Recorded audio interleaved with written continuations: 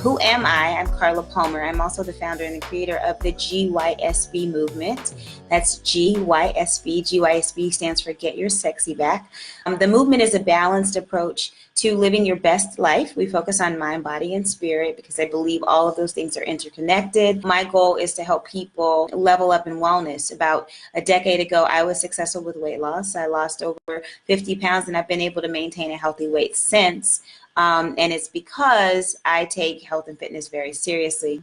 Today, you guys, we're going to be talking about motivation. And the reason why I want to talk about this, I'm actually addressing this because I see a lot on different fitness pages where people keep saying that they just can't seem to get motivated or to stay motivated.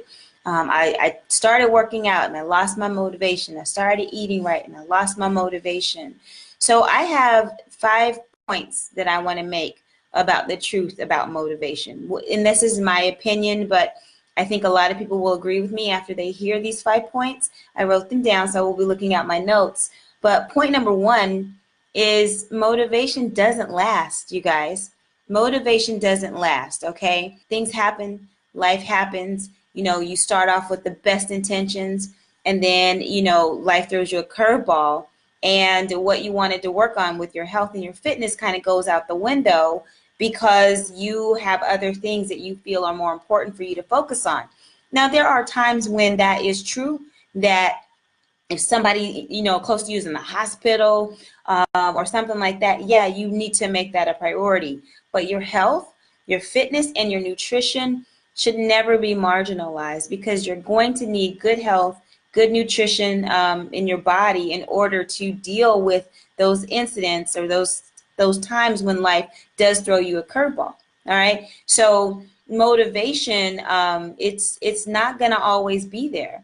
But what is going to be there, and this is my point number 2, is the discipline that you learn to build while you are on this journey to living a better lifestyle. Discipline is going to get you over that hump when you're feeling challenged, when you're not feeling like getting out of the bed. I'll give you a prime example.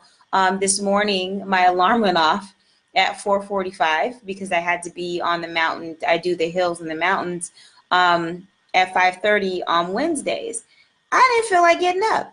I was like, oh my gosh, this thing is going up. I actually put it on my Instagram story. If you follow me on Instagram, I'm GYSB Movement on Instagram. I was like, oh my gosh, I do not feel like getting up. First of all, I didn't get enough sleep. Second of all, I just wanted to snuggle in my bed. It was a little cooler outside, and I was like, I just don't want to get up. But because I'm disciplined and because I know that I want to continue to lead a healthy lifestyle, and I like the way that I feel and I like the way that I look, I got on up out of that bed, all right? So no, I wasn't like feeling like, oh my God, I'm ready to go work out. I'm ready to get it. I'm ready to get it. I wasn't feeling like that. I was feeling like, oh my God, I don't feel like getting up. But I went ahead and got out there. And once I got out there and I saw my friends and I got all the kudos and we did our morning warm up and we did the high fives and girl, yeah, you're getting it. And yeah, get it. Go move up that hill. You're doing it. You're doing great. When I started getting all of that, I'm like, this is why I got up. This is why I came, right? So I got a little bit more motivated once I got out there. But initially this morning, the motivation was not there. All right. So point number 3, which kind of goes with what I just said, you guys, some people are simply bored and haven't found the things that call them. They're bored with their food. They're bored with their workouts.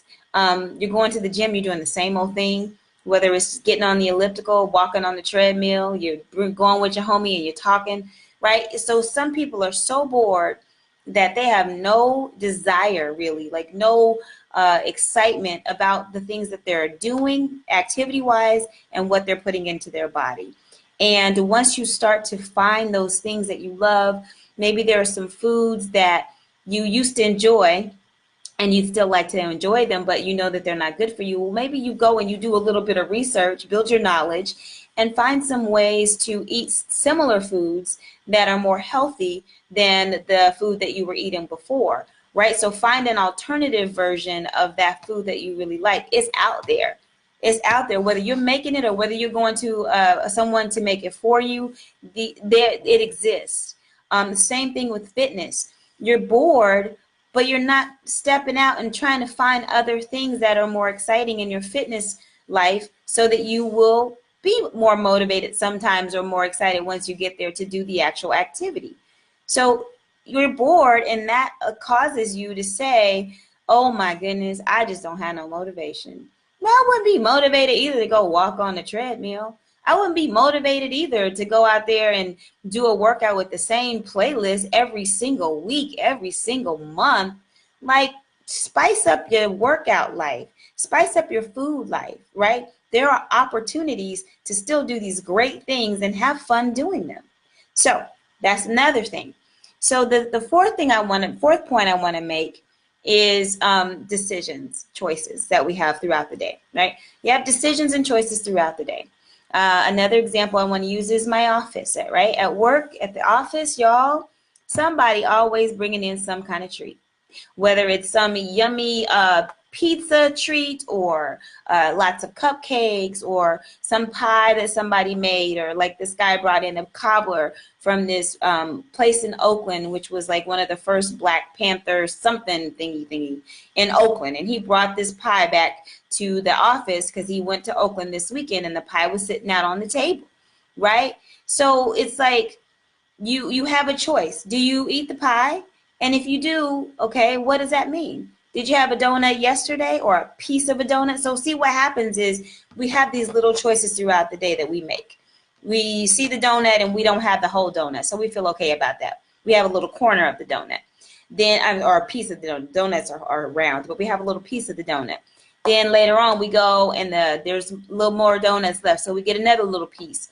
Then tomorrow somebody brings in pizza and everybody has two pieces on their plate, and so you get one piece, right? And then you go back and you get like another little half of a piece. Do you see where I'm going? And you make these little small decisions, these little small choices. And then when it comes to fitness, you know, you make one decision. Oh, I'm going to stay in the bed today. I'll work out tomorrow. Then you work out tomorrow. Then the next day, right? You plan a 5-day workout week, right? Then the next day you're like, okay, I'll get it in the next day, right? So you look up and this week you didn't get your 5, you got 2 or you got 3. Right? And it continues to happen. So what I'm saying about these little choices and these little decisions is you're making them, and then you complain 3 months later when you don't see any progress, because you say, oh my gosh, I've been working out. I've been eating right. Well, really, have you? You've been doing some of those things, but you haven't kept the full commitment. And those choices have added up. Those little small decisions that you made have added up and have allowed you or caused you not to see the progress that you hope to make. And you want to blame it on, I'm just not motivated. Or you want to blame it on, I did all this stuff and that didn't even work. Nope. Did it not work, or did you not work? Right? So it's really taking an honest look at the choices that we're making and the activities that we're choosing to do or not to do, and really being honest with ourselves about why we get the end result that we get. Right? And stop blaming it on lack of motivation or blaming it on, oh, what I tried to do just didn't work. You didn't. Most of the time, 9 times out of 10, you didn't work. Listen, you guys, losing weight sometimes is easier than maintaining the weight loss. And it gets like that because we get comfortable. And we start picking up some of those old habits that we had in place before we started the whole fitness journey or weight loss journey. So just be careful about the things that you're saying and really look at the things that you have in place and start to figure out like really what's happening here. All right, really what's going on. The last point that I want to make is you have no measurable milestones or anything to measure your progress. So you're not able to celebrate those small victories. There are small victories along the way when you're on a weight loss journey or when you're, trying to maintain. There are things that you can celebrate.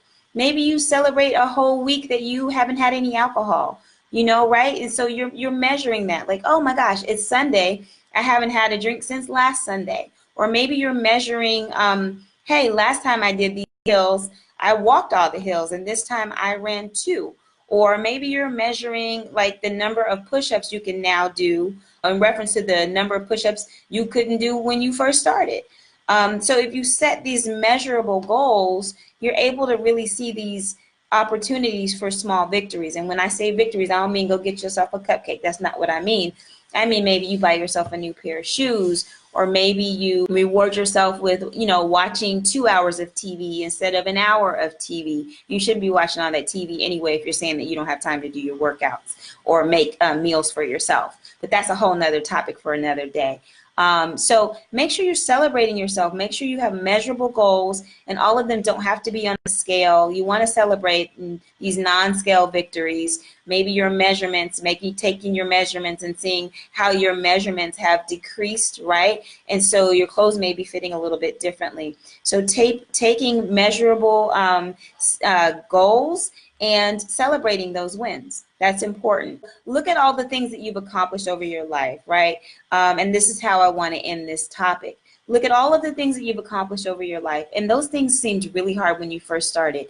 Think about the time when you got your degree, right? Your first degree, or maybe you've gotten a few degrees.